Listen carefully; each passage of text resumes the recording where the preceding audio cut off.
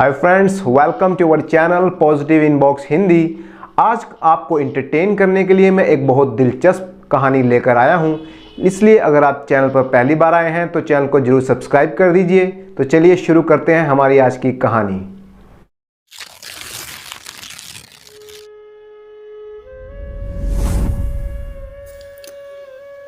रतनपुर के जमींदार वीर प्रताप की शादी को 15 साल बीत जाने पर भी उनके कोई संतान ना थी। वो इस बात को लेकर काफ़ी परेशान भी रहते थे कि उनके बाद इतनी जमीन जायदाद को कौन संभालेगा। उनकी पत्नी भी संतान का सुख पाने के लिए तरस रही थी। जमींदार साहब ने संतान प्राप्ति के लिए कई जतन किए, पूजा पाठ से लेकर वैद्य हकीमों के चक्कर भी लगाए, परंतु इसका कोई भी फायदा ना हुआ। आखिरकार उन्होंने एक छोटे लड़के को गोद लिया।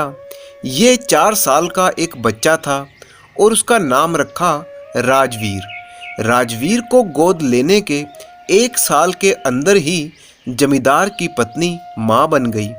उन्होंने भी एक पुत्र को जन्म दिया जिसका नाम रखा आशुतोष। दोनों भाइयों को बड़े ही लाड़ प्यार से पाल पोस कर बड़ा किया गया। हालांकि जमींदार और उसकी पत्नी अपने दोनों बेटों को प्यार करते थे, परंतु गोद लिए बेटे राजवीर को हमेशा लगता कि उसके छोटे भाई को ज़्यादा प्यार और दुलार मिलता है। वो मन ही मन छोटे भाई आशुतोष से ईर्ष्या करने लगा। दोनों भाइयों के स्वभाव में भी बहुत अंतर था। जहाँ एक तरफ बड़ा भाई राजवीर बहुत ही घमंडी और गुस्सैल था, दूसरी तरफ उसका छोटा भाई आशुतोष बहुत ही हंसमुख और सबसे मिलने जुलने वाला था। उसके मन में कोई भी स्वार्थ नहीं था, जबकि राजवीर कुछ लालची किस्म का था। राजवीर ने एक दिन अपने पिता से कहा कि वो जमीन जायदाद में अपना हिस्सा पाना चाहता है, जिससे कि वो खुद अपने पैरों पर खड़ा हो सके। पिता ने कहा, बेटा, मेरा जो कुछ भी है वो तुम दोनों भाइयों का ही तो है, फिर ये बंटवारा किस लिए? राजवीर बोला, नहीं पिताजी, मैं तो बस जमीन जायदाद में अपना हिस्सा चाहता हूँ।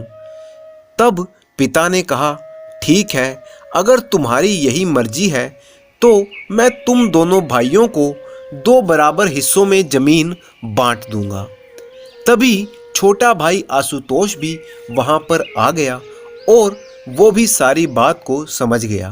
पिता की बात सुनकर राजवीर ने तुरंत कहा, बराबर किस लिए पिताजी, मैं बड़ा हूँ और छोटे भाई आशुतोष से ज़्यादा योग्य और समझदार भी हूँ, तो मुझे ही ज़्यादा हिस्सा मिलना चाहिए। तब जमींदार ने कहा, ठीक है, अगर ऐसी बात है तो तुम्हें अपनी योग्यता और समझदारी सिद्ध करनी होगी।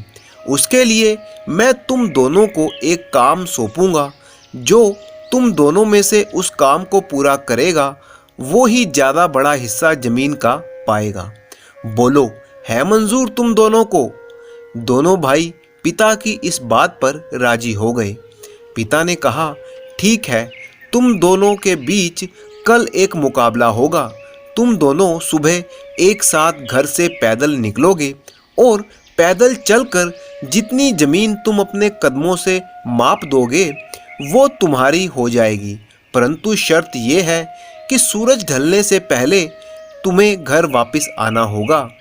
तुम जितनी दूर तक पैदल चल सकोगे उतना बड़ा जमीन का हिस्सा तुम्हें मिलेगा, पर सूरज ढलने से पहले घर तक पहुंचना होगा। अगले ही दिन दोनों भाई चलने के लिए तैयार थे। आज सूरज भी बहुत चमकदार था। बड़े भाई राजवीर ने चलना शुरू किया। वो बहुत ही तेज कदमों के साथ आगे बढ़ने लगा, क्योंकि वो मुकाबले को हर हाल में जीतना चाहता था और पिता की जमीन में से ज़्यादा हिस्सा पाना चाहता था। वहीं दूसरी तरफ छोटा भाई आशुतोष धीरे धीरे लेकिन मजबूती के साथ आगे बढ़ता रहा।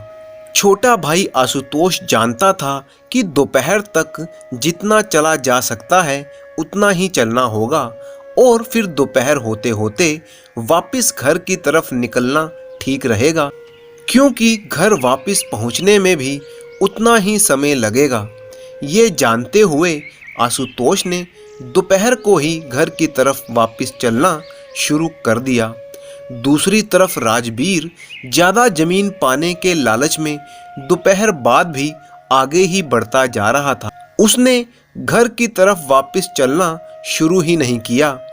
वो आशुतोष से दुगनी दूरी तय कर चुका था और सोच रहा था कि अभी भी वो सूरज ढलने से पहले घर पहुंच जाएगा। चलते चलते उसे समय का पता ही ना चला। तब उसने देखा कि सूरज नारंगी रंग का होने लगा। वो फटाफट वापस घर की तरफ दौड़ा। दुर्भाग्यवश वो आधा रास्ता भी तय नहीं कर पाया था कि सूर्य अस्त होना शुरू हो गया। धीरे धीरे रास्ते में अंधेरा छा गया और राजवीर अंधेरा होने के बाद अपने थके कदमों के साथ घर पहुंचा। वो मुकाबला हार चुका था, जिसका कारण था उसका लालच। ज़्यादा से ज़्यादा ज़मीन पाने के चक्कर में उसके हाथ में कुछ भी ना लगा। जब वो घर में दाखिल हुआ तो उसके पिता और छोटा भाई वहाँ पर उसका इंतज़ार कर रहे थे। राजवीर सर झुकाए उनके सामने खड़ा था। तब छोटे भाई ने कहा, बड़े भाई, आपके लालच ने ही आपको हरा दिया, परंतु आप चिंता ना करें। मुझे ज़मीन में ज़्यादा हिस्सा नहीं चाहिए, मैं तो बराबर हिस्सा लेने में ही खुश हूँ। आपको आपका हिस्सा ज़रूर मिलेगा। राजवीर ने जब ये बात सुनी तो उसकी आंखों में आंसू बहने लगे। उसके मन में छोटे भाई के लिए जो भी द्वेष था वो उन आंसुओं के साथ बह गया। इसके बाद जमींदार ने दोनों भाइयों को बराबर बराबर ज़मीन बांट दी और वो एक सुखी परिवार की तरह रहने लगे।